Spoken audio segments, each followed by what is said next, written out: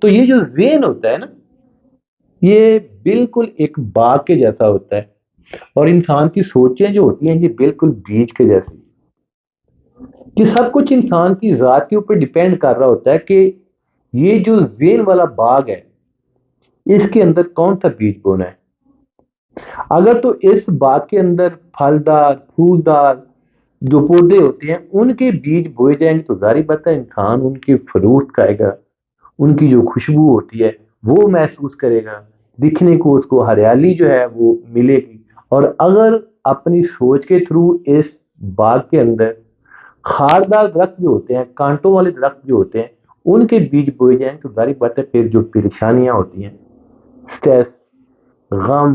اس طرح کی جو چیزیں ہوتی ہیں وہ پھر انسان کے نصیب میں ہوتی ہیں۔ تو انسانی فطرت اور مکھی کی جو فطرت ہوتی ہے نا تقریباً ایک ہی جیسی ہوتی ہے۔ اللہ تعالیٰ کی ذات نے انسان کو لاکھوں کروڑوں نعمتیں اور خوشیاں جو ہوتی ہیں وہ عطا کی ہوئی ہوتی ہیں، لیکن ان کی کوئی ویلیو نہیں ہوتی، کسی بھی گنتی میں نہیں آتی۔ ہاں اگر دکھ انسان کو ہوتا ہے تو صرف وہ والی چیز کا جو انسان کے پاس نہیں ہوتی۔ اور مکھی کی بھی یہی فطرت ہے کہ ایک پورا جسم جو صاف ہوتا ہے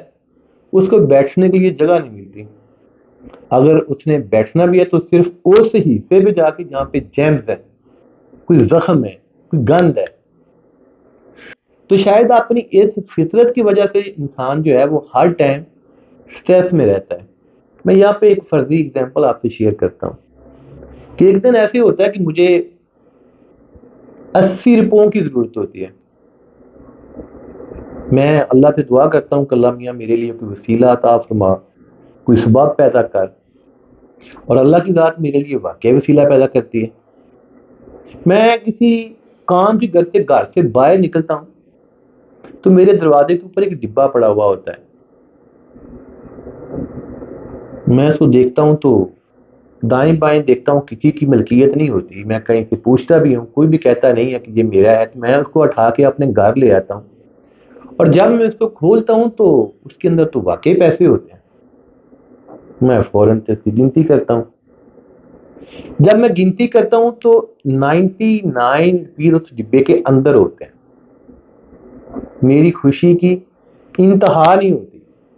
میں فوراً اللہ کی ذات کا شکر بھی ادا کرتا ہوں، اور بالکل اسی خوشی کے دوران میری جو نظر ہوتی ہے وہ جو ڈبے کا ڈھکن ہوتا ہے اس پہ پڑتی ہے،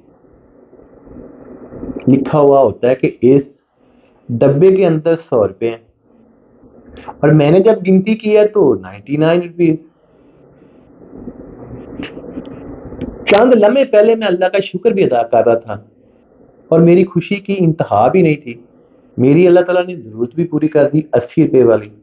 اور میرے پاس سرپلس میں یعنی کہ پاکٹ منی میں بھی تقریباً کوئی 19 روپے جو ہے وہ اپنی ضرورت پوری کرنے کے بعد بھی بچ گئے۔ لیکن اب مجھے غم کس چیز کا شروع ہو گیا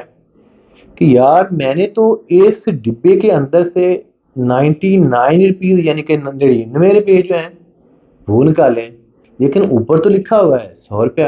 اب میں نے وہ ساری کی ساری چیزیں، سارے کے سارے پیسے سائڈ پہ کیے ہیں، اور اب اس 1 روپے کا مجھے غم۔ تو چند لمحے پہلے میں شاکر بھی تھا، خوش بھی تھا کہ اللہ تعالیٰ کی ذات نے میری ضرورت کو پورا کیا ہے،